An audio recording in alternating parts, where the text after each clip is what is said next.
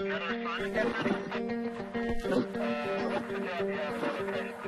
capitalisme engendre une dynamique permanente d'accumulation, de crise et d'innovation. I believe that open markets and free enterprise are the best imaginable force for improving human wealth and happiness. Je pense que les forces sociales et politiques sont les forces centrales dans la dynamique du capitalisme. Did you ever have a moment of doubt about capitalism? Is there some society you know that doesn't run on greed? Comment Adam Smith verrait-il le monde économique qui nous entoure? Je crois que Keynes aurait dit qu'il y a une faille dans l'économie. Hayek a écrit La route de la servitude comme un avertissement. Il faut toujours être prudent avec Marx et ses bons mots. Pour moi, Polanyi a été un séisme intellectuel. Si je devais caricaturer Ricardo, je dirais qu'il ressemble à George Soros. Si vous retournez chez Adam Smith, Marx, Schumpeter, vous avez des embryons de mécanismes vous permettant de comprendre la crise actuelle. D'où vient le capitalisme? D'une évolution naturelle de nos sociétés? Ou de théories élaborées au fil des changements politiques et technologiques? Nous sommes tous partie prenante d'un système dont nous connaissons mal les origines. Et pourtant, cette histoire devrait nous éclairer sur notre présent et notre avenir.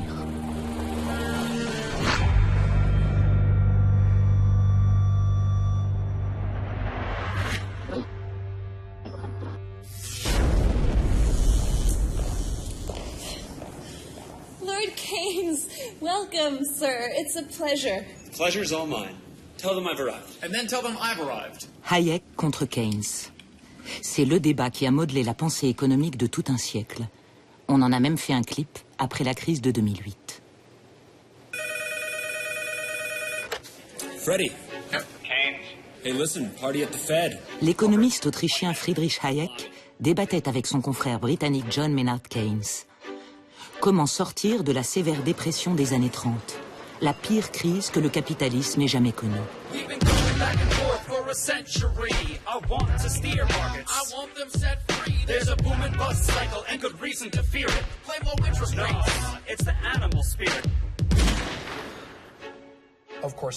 Dans ce débat, bien sûr, Hayek semblait être du mauvais côté. Sa conception des dépenses publiques, impuissante à réduire le chômage, s'était révélée définitivement caduque. Pourtant, après la crise économique de 2008, le débat reprit de plus belle. We are on the road to serfdom. Friedrich Hayek wrote this book 50 years ago, but what he predicted is coming true. Aux États-Unis, face à la dette du pays, la révolte antigouvernementale du Tea Party s'inspire en partie des idées libertariennes de Hayek. Alors qu'en Europe, ces idées sont combattues par les manifestants anti-austérité en révolte contre la loi du marché. Ce débat qui semblait résolu dans les années 30 ressurgit depuis dans des contextes pourtant fort différents.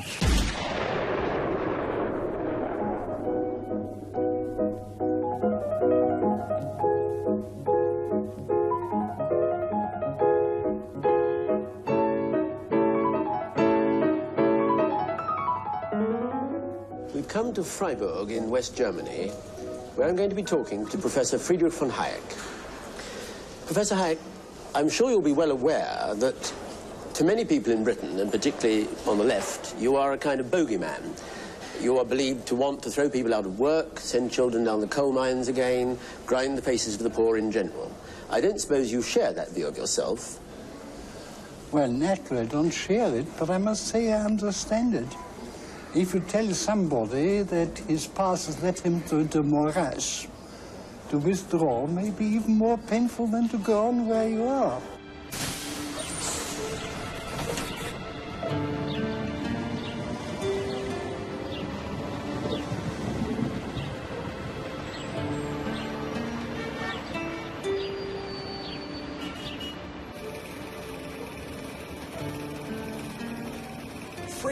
Friedrich Hayek est né à Vienne en 1899.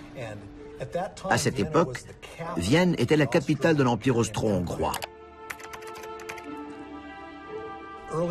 Encore adolescent, il sert dans l'armée autrichienne lors de la Première Guerre mondiale. C'est au cours de ce passage dans l'armée qu'il est pour la première fois confronté à la réalité économique et au nationalisme de l'ancien empire austro-hongrois.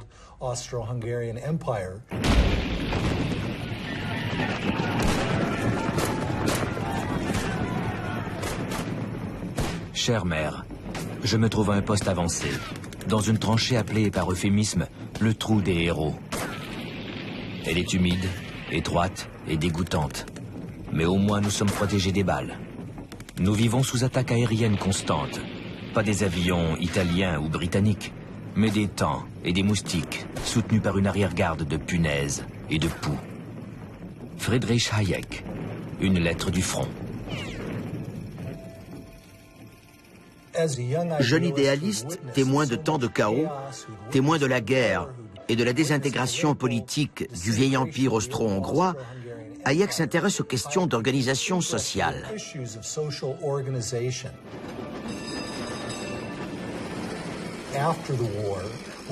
Après la guerre, de retour dans la capitale, il s'inscrit à l'université de Vienne, qui, immédiatement après la Première Guerre mondiale, accueille de nombreux étudiants de tout l'Empire.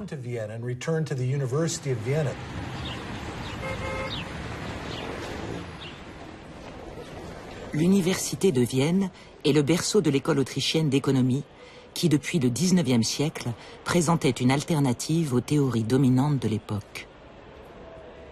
La différence avec l'économie classique était qu'il traitait non pas de grandes entités sociales, de classes, mais qu'il s'intéressait aux individus, aux décisions des acteurs individuels du marché.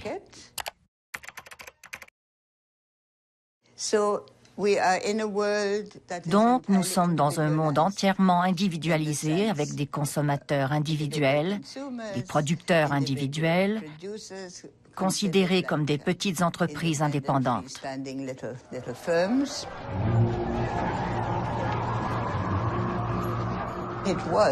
Et c'était un individualisme extrême. Je pense que c'est une affaire de classe. C'était la peur panique du bolchevisme. La révolution russe avait eu un impact énorme en Europe.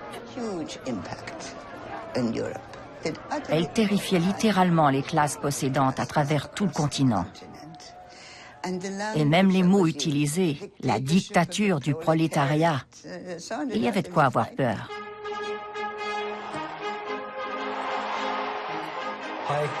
À l'origine, Hayek avait les idées d'un socialiste modéré.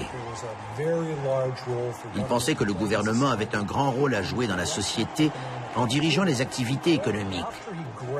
Cependant, après avoir reçu son diplôme de l'université de Vienne, il a commencé à suivre les cours de Ludwig von Mises, un grand économiste autrichien qui a vraiment persuadé Hayek que le problème avec le socialisme n'était pas qu'il n'était pas souhaitable s'il se révélait applicable, mais plutôt qu'en pratique, le socialisme n'était pas réalisable.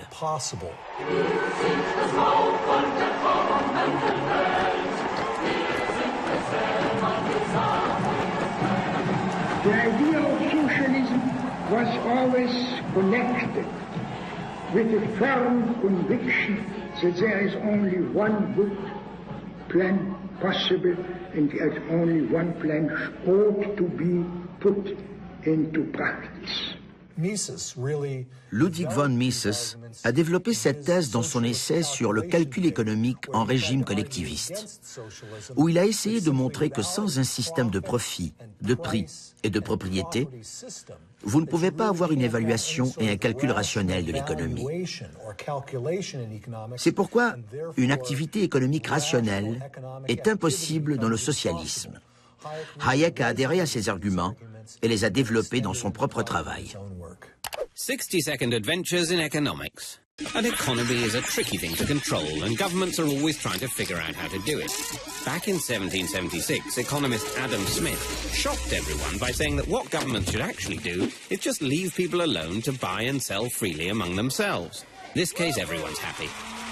Later free marketeers, like Austrian economist Friedrich Hayek, argued that this hands-off approach actually works better than any kind of central plan. L'idée essentielle de Mises et Hayek est que les prix sont nécessaires pour orienter la production. Il n'existe pas de substitut au système des prix, parce que ce sont les prix qui donnent la valeur relative de tous les biens de la société.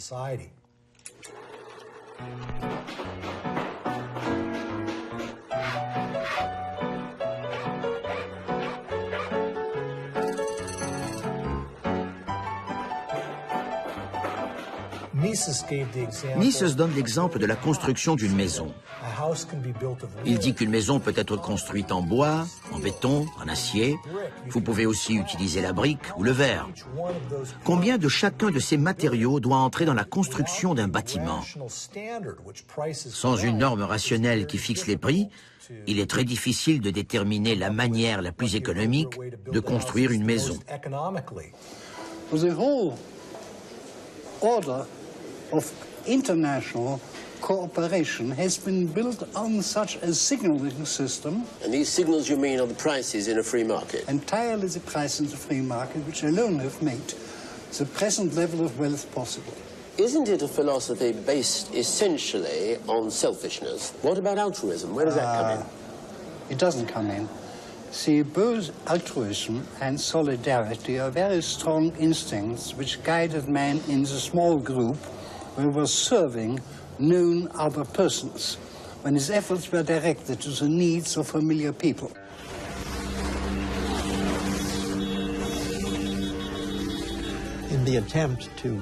Sa tentative de justifier et de rationaliser ce réseau économique était de dire qu'il était enraciné dans la nature humaine.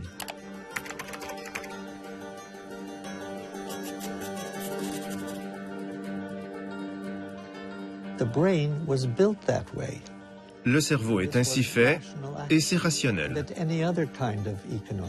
Tout autre type de système économique serait ou ingérable ou simplement irrationnel, sans ces garde-fous que sont les prix.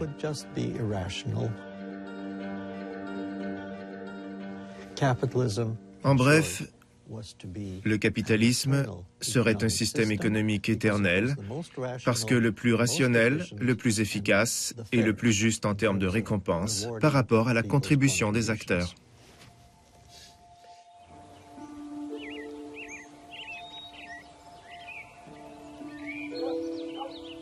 Si les idées de Hayek ont été forgées dans le chaos de la Première Guerre mondiale, John Maynard Keynes a mûri intellectuellement dans cette maison de Charleston, en Angleterre. C'est là que le jeune homme s'est émancipé de l'éducation rigide reçue au prestigieux pensionnat pour garçons d'Eton. Keynes était issu d'une vieille famille victorienne appartenant à l'élite universitaire de Cambridge.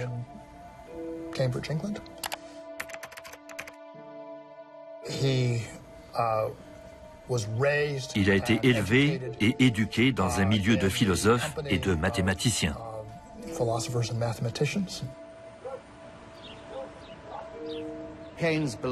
Keynes appartenait au Bloomsbury Group, un groupe d'intellectuels et d'artistes. Ils étaient engagés dans une révolte fin de siècle contre l'époque victorienne.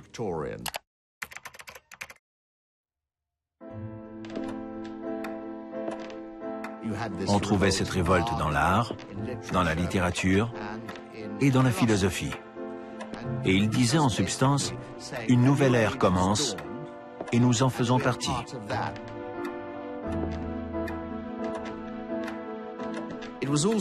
C'était également une époque de libération sexuelle. Ils ont renié les conventions du mariage. Ils avaient de nombreuses expériences homosexuelles et Keynes, dans sa jeunesse, ne fit pas exception.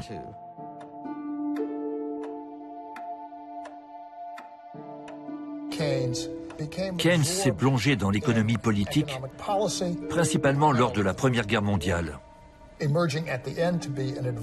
À la fin de la guerre, il fut nommé conseiller du Premier ministre, Lloyd George, à la conférence de paix de Paris qui a conduit au traité de Versailles. Greatest headlines of the century. The Versailles Palace was the scene of much feverish activity on the part of Allied statesmen.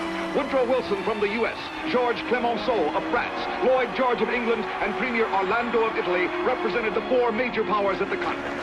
Months of argument had achieved a final treaty that was offered without discussion to the German delegation headed by Count Brockdorff-Rantzau. Une expérience profondément décevante et amère qui l'a conduit à écrire ce livre remarquable, Les conséquences économiques de la paix, en 1919. C'est probablement le premier livre d'économie à être devenu un best-seller mondial. Il y dénonçait le traité et prédisait que s'il n'était pas révisé, la sanction serait cruelle. Once again, the world was at peace, a peace that was destined to last for but 20 years before the same defeated country of Germany would again plunge the earth into a second great war. Il disait que les dettes que les Alliés imposaient à l'Allemagne ne seraient jamais honorées. Il disait que ce tribut ne pourrait pas être maintenu année après année. Ça allait à l'encontre de la nature humaine et de l'ordre social. Et il avait raison. Je crois qu'il pensait que les mauvaises politiques économiques conduisent à de mauvaises politiques. Et qu'il faut avoir une économie compatible avec le maintien de la cohésion sociale et de la stabilité politique. Et si vos théories économiques vous conduisaient à ignorer ces deux choses, alors vous alliez au-devant de terribles ennuis politiques et sociaux.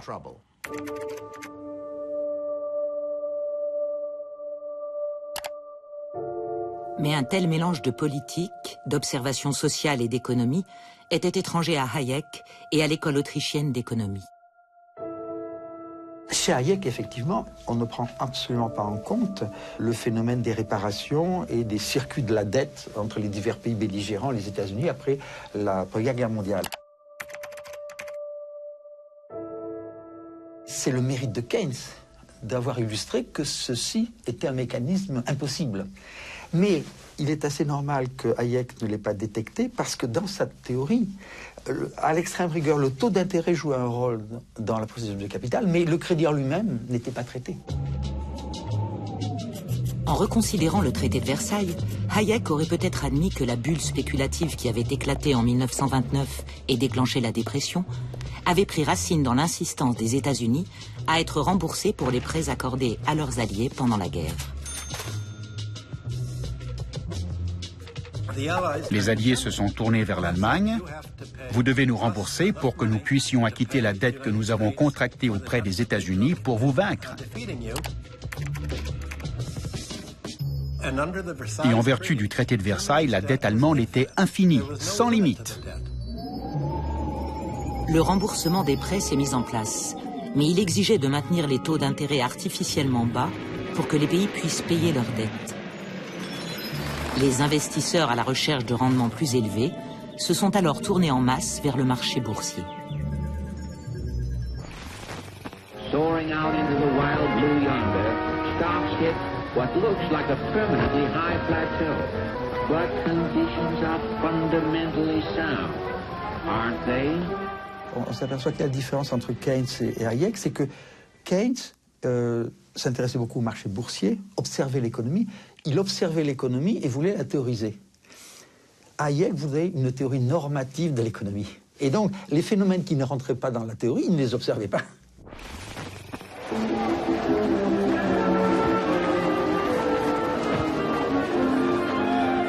Tuesday, October 29th, 1929, in history's worst panic, over 16 million shares are dumped on the market as stocks go down, down, down.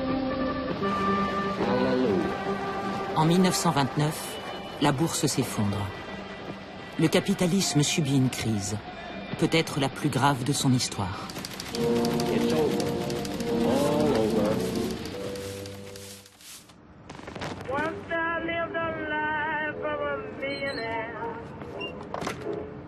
And in my money I didn't care. Le taux de chômage dans de nombreux pays dépasse les 25%. La production industrielle des États-Unis chute de moitié. On enregistre un effondrement des exportations à travers toute l'Europe. Les économistes ne savent plus comment enrayer le mouvement.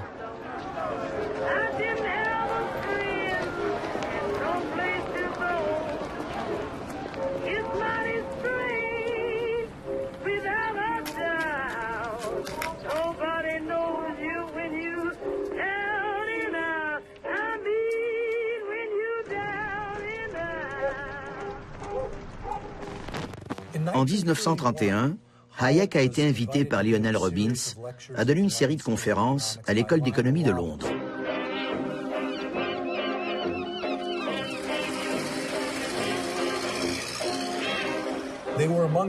Ces conférences étaient parmi les plus brillantes que les économistes britanniques aient entendues. Elles semblaient donner une réponse à ce qui n'allait pas avec la Grande Dépression.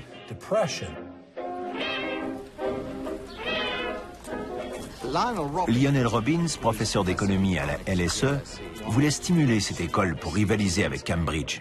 Donc il s'est dit qu'il allait faire venir ce brillant jeune homme à la LSE, d'où il pourrait contester la domination de Cambridge. Car Cambridge, à l'époque, était la référence académique en économie en Grande-Bretagne.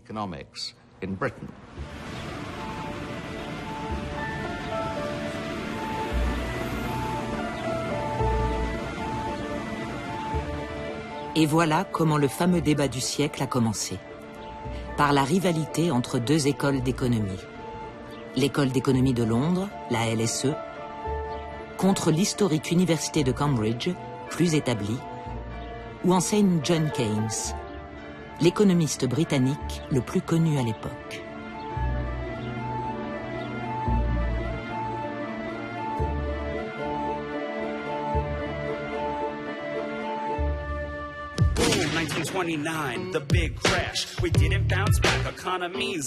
Keynes, qui avait prédit la crise plus de 10 ans avant, devait avoir la solution.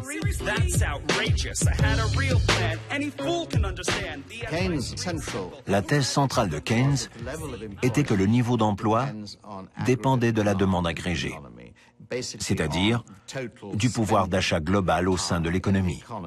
A live fast, die young kind of chap called John Maynard Keynes cheerfully pointed out that, in the long run, we're all dead.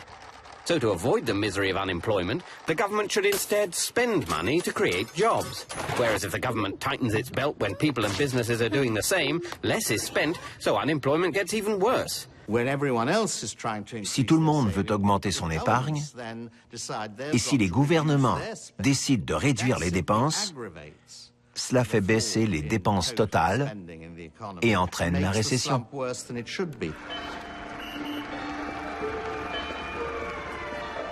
Pour Hayek, il y a eu trop de production de capital, parce que les taux d'intérêt ont été maintenus artificiellement bas par le Bureau de la Réserve fédérale. Cela a encouragé une surenchère de la capitalisation, ce qui n'était pas viable. Selon Hayek, la méthode économique à suivre pour le gouvernement devait être une politique de non-intervention pour permettre une récession naturelle et la liquidation de mauvais investissements.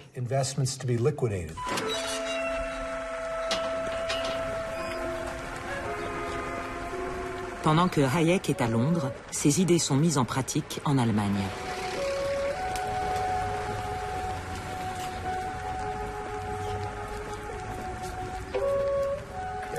Il est regrettable, particulièrement en Allemagne, que l'expérience du début des années 30 ne soit pas intégrée dans nos débats.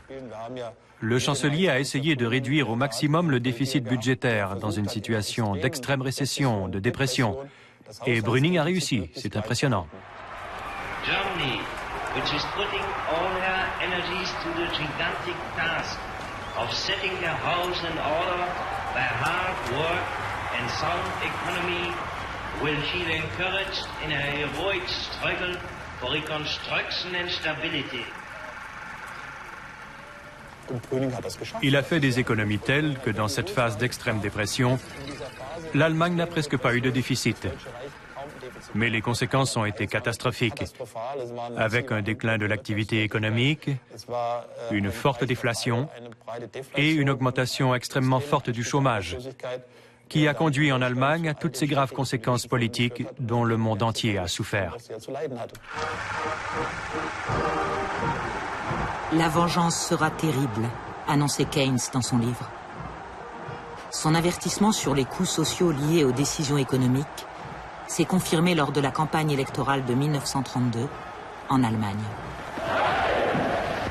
13 Jahre lang haben sie wirtschaftlich-politisch bewiesen, was zu leisten sie fähig sind.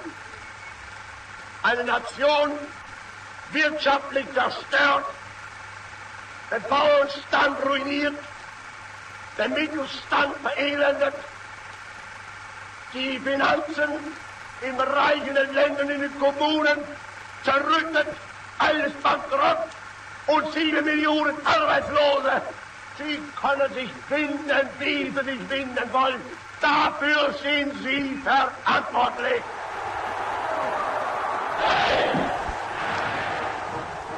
Aujourd'hui, même ses partisans reconnaissent que certaines idées de Hayek n'ont pas passé l'épreuve de la réalité historique.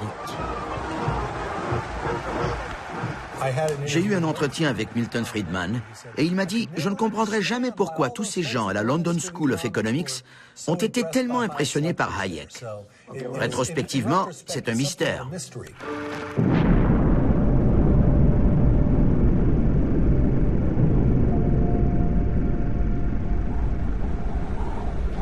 À la fin de la guerre, Hayek est oublié et ses idées laissées de côté. Ce que dit Keynes retient bien plus l'attention des sociétés en train de rebâtir sur des ruines.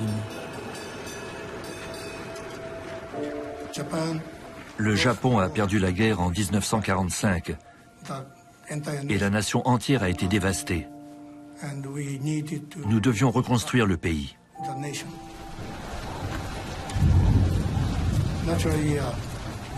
Et naturellement, dans ce nouveau contexte, les entreprises privées se devaient d'aider la nation japonaise.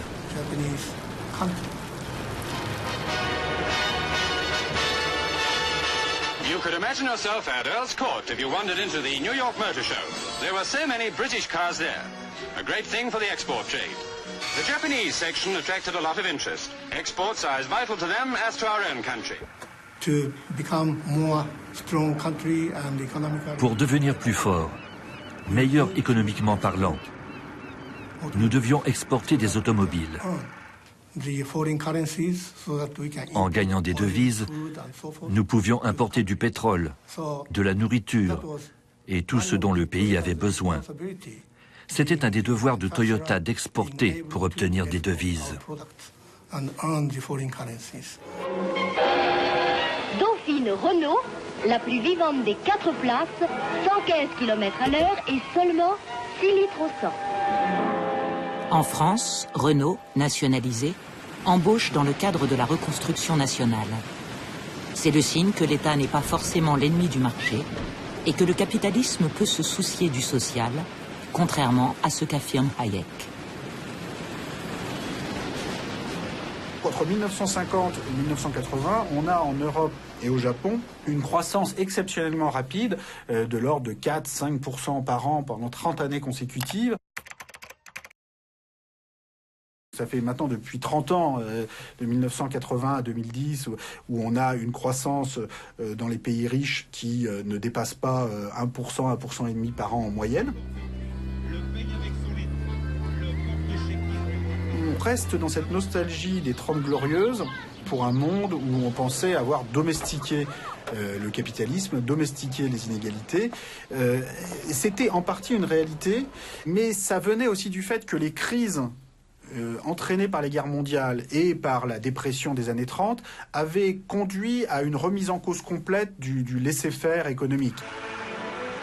As the people of Britain began digging out from among their ruins, they fixed all their energies upon one goal, a post-war society stabler and more equitable than any Britain had ever known. La puissance publique, à partir de 1945, non seulement a créé des systèmes de sécurité sociale, de protection sociale, mais aussi à mettre en place un système de régulation des marchés financiers, d'entreprises publiques dans de nombreux secteurs, qui de fait ont permis, au moins pendant cette période, de domestiquer le capitalisme, de réduire les inégalités. C'était en partie une illusion lié à ce phénomène de rattrapage de croissance élevée, mais pas seulement. Ça venait aussi du fait qu'il y avait un compromis politique passé avec le capitalisme qui était différent. Keynes meurt en 1946 dans une société qui semblait partager son point de vue. Qu'en est-il de celui de Hayek? En 1944, il avait publié ce livre, en guise d'avertissement contre ce qu'il voyait prendre forme autour de lui. Hayek a vraiment écrit La route de la servitude comme une alarme, un avertissement. Si cette organisation de l'économie devait perdurer après la Seconde Guerre mondiale, cela conduirait à une dictature.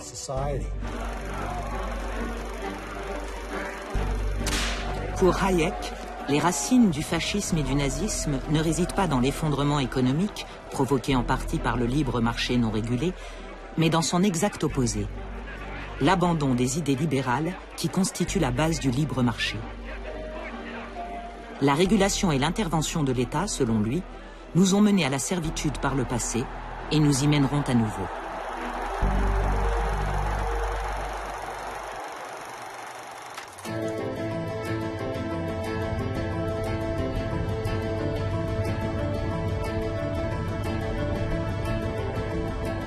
Voyant leurs idées marginalisées après-guerre, Hayek et ses disciples trouvent un refuge intellectuel dans les Alpes suisses.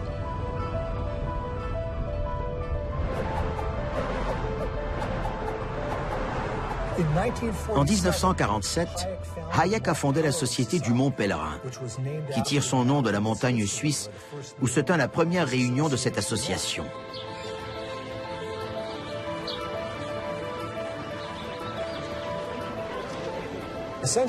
En fait, c'était un groupe international d'économistes, d'universitaires, de philosophes, de journalistes, qui se retrouvaient en Suisse pour des colloques de 8 ou 10 jours. Le jeune Milton Friedman y participait.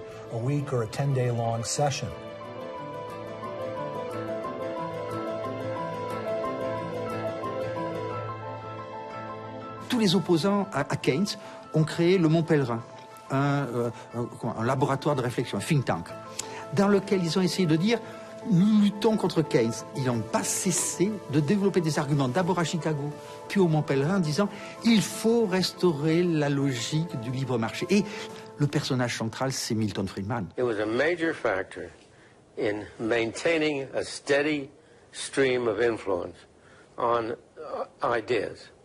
It enabled people who were isolated in their own countries once a year, at least, to get together with people who felt the same way they did, to be in a situation in which they could discuss issues without worrying that somebody was trying to stick a knife in their back. Hayek est un économiste ésotérique, un économiste pour économistes. Son influence pratique est très faible, alors que celle de Milton Friedman a été tout à fait importante sur cette restauration du monétarisme, restauration du rôle minimal de l'État.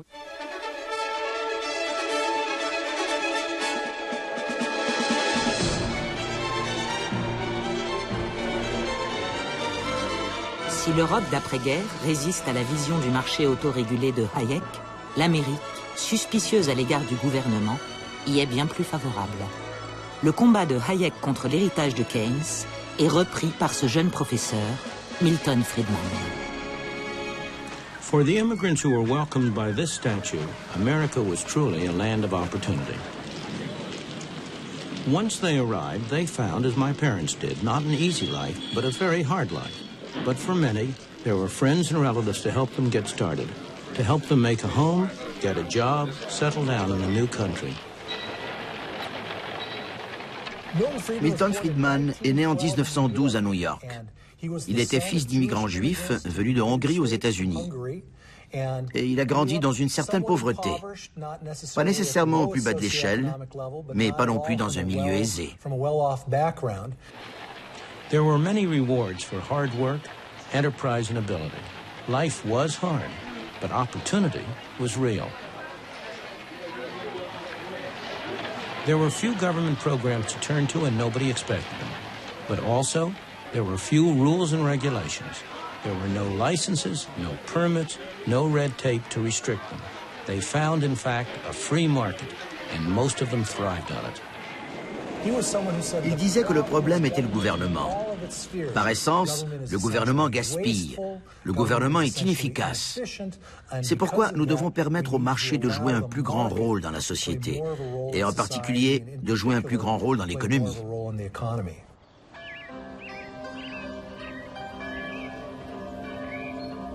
Alors que Hayek, immigré de la vieille Europe, avait eu du mal à obtenir un poste permanent d'enseignant aux États-Unis, Milton Friedman, né américain, peut s'appuyer sur une forte institution universitaire. L'empreinte de l'école de Chicago à l'extérieur de Chicago, en dehors de nous, n'est qu'à moitié idéologique. Milton Friedman a écrit La liberté du choix et d'autres livres qui étaient des professions de foi. Mais dans ses cours, il n'a jamais rien enseigné de cet ordre. Nous n'avons jamais eu un seul message dans l'esprit de la liberté du choix. Il nous apprenait le fonctionnement du système des prix et des êtres humains dans la sphère économique. J'ai été l'un des premiers étudiants de Milton Friedman. J'ai découvert plus tard que parmi les étudiants de Milton Friedman, il y avait deux groupes. Un des groupes est devenu celui de ses disciples pour la vie. Ceux de l'autre groupe ont été définitivement vaccinés et ont rejeté ces idées. Bien sûr, j'étais dans le deuxième groupe.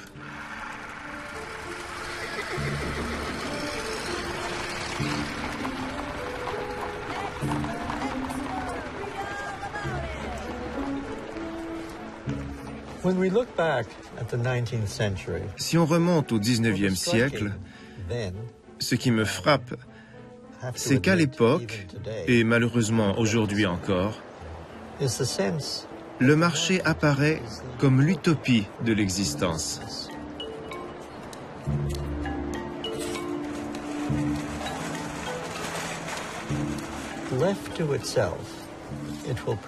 Livré à lui-même, il est supposé générer bienfaisance et abondance, aboutir à un parfait résultat, et en plus, il s'autorégulerait.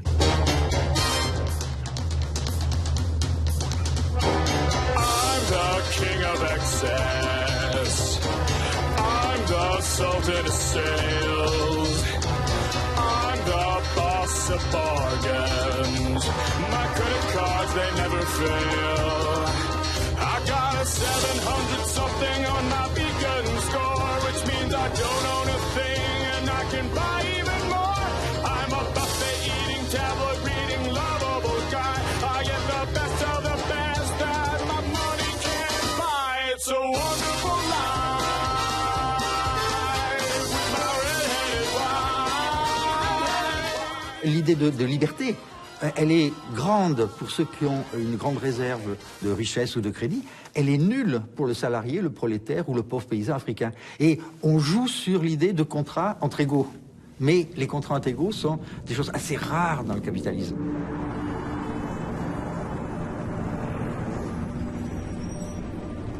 L'illusion néolibérale n'est pas quelque chose de nouveau, c'est quelque chose qu'on observe déjà au XIXe siècle. Et de ce point de vue-là, la France est un pays intéressant parce que c'est vrai que la France, après la Révolution française, qui est un peu la révolution bourgeoise par excellence, la France vit vraiment dans cet idéal de l'égalité des droits face au marché.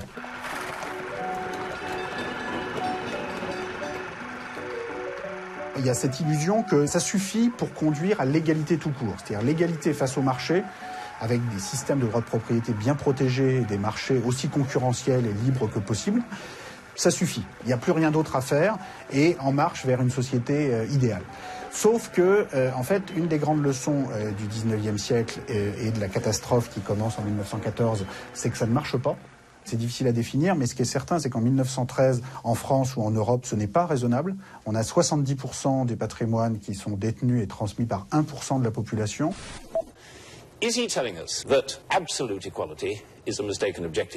Les libertariens, comme Milton Friedman, en tirent une leçon diamétralement opposée.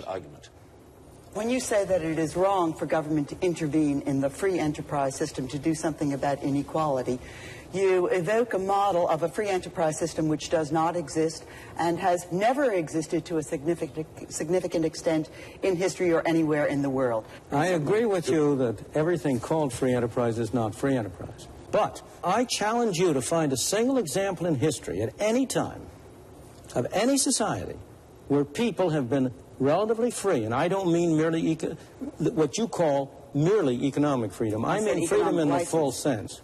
I mean freedom of individuals to pursue their own objectives, their own values, to live their lives. I want you to name me any society in which you've had any large measure of that freedom, where capitalism and free enterprise has not been the predominant mechanism for controlling economic activity. On s'imagine aujourd'hui qu'il suffit d'avoir des marchés plus libres, plus concurrentiels, pour aboutir à une société harmonieuse et à une répartition des richesses, si ce n'est égalitaire, du moins raisonnable dans cette inégalité. Eh bien non, il n'y a rien dans cette logique du marché libre et parfaitement concurrentiel qui garantit ça, pour une raison qu'on peut résumer assez simplement, qui est que structurellement, des marchés très libres, concurrentiels, n'empêchent absolument pas le fait que le rendement du capital puisse être de façon permanente supérieur au taux de croissance, ce qui génère presque inévitablement une concentration très très forte des patrimoines. Cette leçon de la fin du XIXe siècle s'est perdue alors qu'a commencé le déclin économique de la Grande-Bretagne et des États-Unis. Au début des années 70, c'en était fini des 30 glorieuses. Avec la crise, l'ingérence du gouvernement dans l'économie est désormais perçue comme un obstacle à la croissance. Milton Friedman et Friedrich Hayek sont de retour.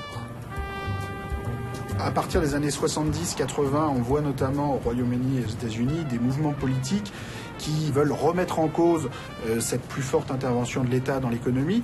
Je pense en grande partie du fait d'une réaction face à un sentiment justement de rattrapage par les perdants de la guerre. C'est-à-dire, on est très marqué dans les années 70 par le fait que l'Allemagne, le Japon, bientôt la France, voire l'Italie sont en train de doubler le Royaume-Uni, rattraper les États-Unis, et des mouvements politiques se mettent à dire ça va pas du tout, c'est l'État-providence nous a ramollis, il faut en revenir à un espèce de capitalisme mythique du 19e siècle sans État qui va enfin redynamiser les entrepreneurs anglo-saxons.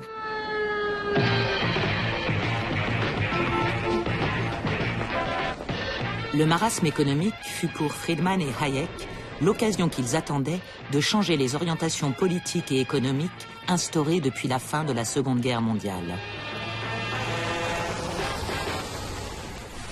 Keynes died in 1946. I have always regarded it as a tragedy that he did not live another decade. He was the one man who had the standing, the personality, the force of character to persuade his disciples not to carry too far some ideas which were good for the 1930s, but which did not apply in the post-war situation. La vérité, c'est que ce rattrapage des 30 glorieuses, dans lequel les pays qui avaient le plus souffert des guerres, Allemagne, France, Japon, Europe continentale, allaient rattraper les États-Unis ou le Royaume-Uni, se serait produit de toute façon. Donc c'était pas bon, mais politiquement, ça a été utilisé pour remettre en cause l'État-providence.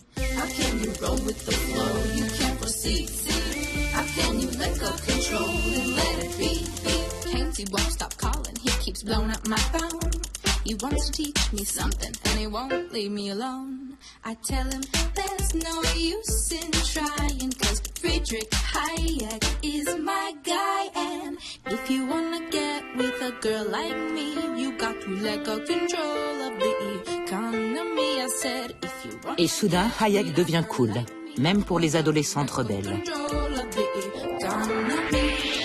Ça avait commencé comme un débat entre la vision rigide et scientiste du marché de Hayek et l'approche plus souple de Keynes, en prise avec les complexités de la réalité humaine.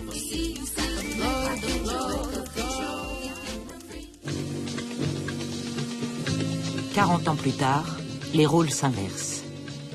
Les disciples de Keynes sont à présent perçus comme les supporters d'un modèle rigide. Milton Friedman et Friedrich Hayek deviennent les champions de la liberté, en prise directe avec la réalité. The failure of the Keynesian system, the inflation, return of unemployment, all that, first confirmed my prediction in the strictly economic sphere. At the same time, my studies of politics provided, I believe, answers for many problems which had begun to bother people very seriously. But there is a good reason why I am being rediscovered, so to speak. Since 1975, we worked under a contract that's seen our job security eroded, our working conditions fall apart, and our mighty wages held intact while prices of living go up and up, and we are tired of it. Oui, il y a alors de bonnes raisons de redécouvrir les idées de Hayek. Elles arrangent les dirigeants financiers qui voient leurs intérêts commerciaux touchés par l'inflation et les conflits sociaux s'enliser. L'activité économique en baisse fait chuter les profits. Donc il y a eu ce que nous appelons en économie une contre-révolution, inaugurant ce qu'on appelle maintenant l'agenda néolibéral, la déréglementation, la privatisation.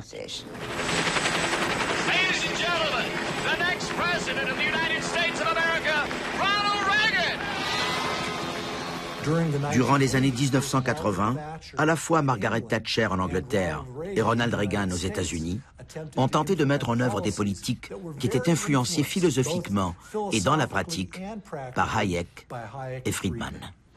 I would like to think that the kind of leadership that I would exercise in Washington is not the kind of leadership that I would pretend that I can solve all the problems I've been discussing here, but that together you and I can.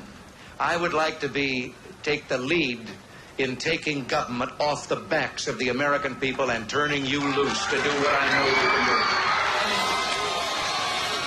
do. Her supporters called it her biggest achievement. Others called it her terrible legacy.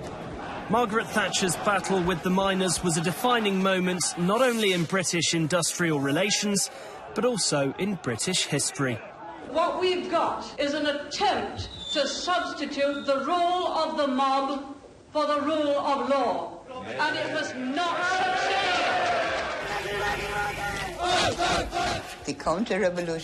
La contre-révolution, les politiques dites néolibérales mises en place par Thatcher et Reagan au début des années 1980 ont été conçues pour restaurer la discipline du capital sur le travail.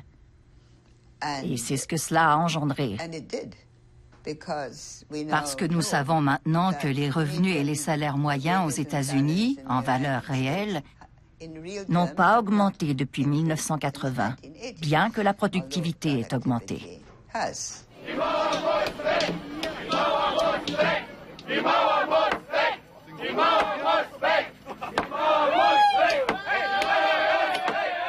La chute du mur en 1989 et la chute du système soviétique en 1990 laissent le capitalisme sans rival et conduit à une nouvelle période de foi démesurée, disons, dans la capacité d'autorégulation d'un système de libre marché, de libre concurrence et une foi sans limite dans le capitalisme privé à générer ses propres règles. My name is Jordan Belfort. At the tender age of 22, I headed to the only place that befit my high-minded ambition. Je pense que cette période, un peu folle d'un point de vue idéologique, explique beaucoup des dérèglements financiers des années 90-2000. Et nous pensions que le capitalisme avait été dompté après la Seconde Guerre mondiale.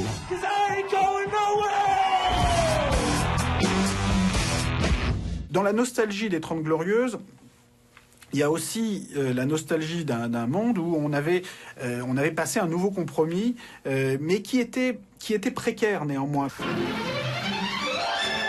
Bonjour, pouvez-vous venir avec moi? Je vais vous présenter une petite merveille, la 4 chevaux Renault.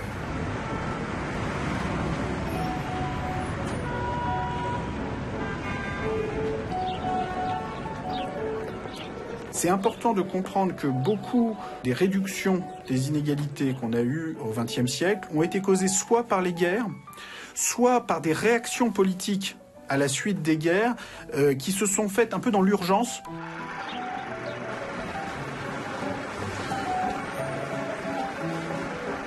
La réduction des inégalités n'est pas la conséquence tranquille du processus démocratique parlementaire.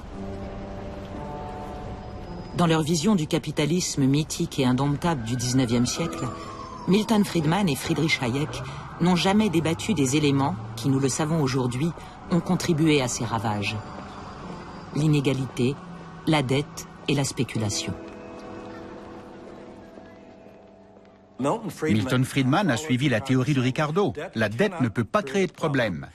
Même s'il qualifiait son approche de monétariste et disait que l'argent comptait, la réalité dans son approche est que l'argent n'a pas d'importance du tout, ni la richesse.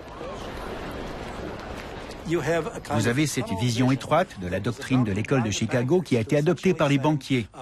Ne réglementez pas la banque, ne réglementez pas Wall Street. Ayez une économie déréglementée. Tout va s'arranger parce que les économies tendent vers l'équilibre. When the price of an asset rises faster than can be explained by economic fundamentals, it creates a bubble. Une fois de plus, les bulles financières ont gonflé. Une fois de plus, elles n'étaient pas prévues dans les modèles économiques et les débats. John Maynard Keynes, F.A. Hayek, round 2. Le grand débat du XXe siècle, censé être clos depuis 1979, s'est ranimé après l'éclatement de la bulle financière en 2008. Est-il pour autant toujours d'actualité?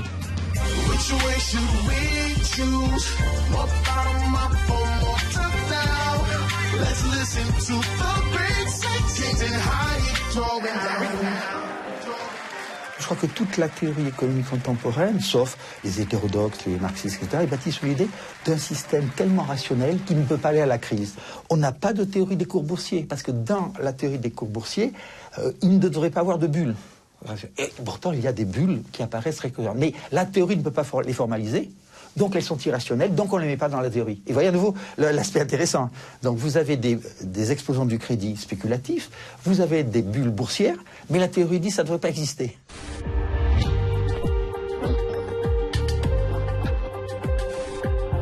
Il semble donc que le grand débat entre Hayek et Keynes, plutôt que d'éclairer la réalité d'aujourd'hui, la rende plus complexe. Il est temps de découvrir un penseur moins connu qui a aussi parlé de dette et d'argent et dont les idées paraissent beaucoup plus pertinentes pour notre XXIe siècle.